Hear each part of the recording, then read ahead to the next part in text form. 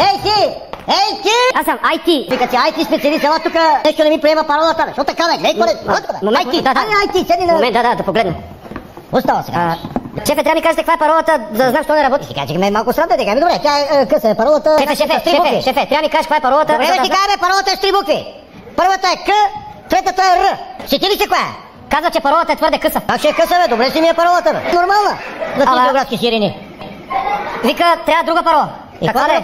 Добре, едно. Резлива, с голямо Р, боза, с малко Б. Трябва поне един специален символ. Аз ще покажа на тебе един специален символ. Иска паролата съдържа поне 25 знака. Абе, аз да ви пикам и на паролите и на специалните символи, да ви пикам и на резливата едната боза, да ви пикам, аз да ви пикам и пукна един шамар, ти кажа и на тебе да ти пикам. Пукна един шамар, ти пикам, не става, няма отличителен знак. Няма ли отличителен знак? Я сега ще ти направим един отличителен знак на тебе.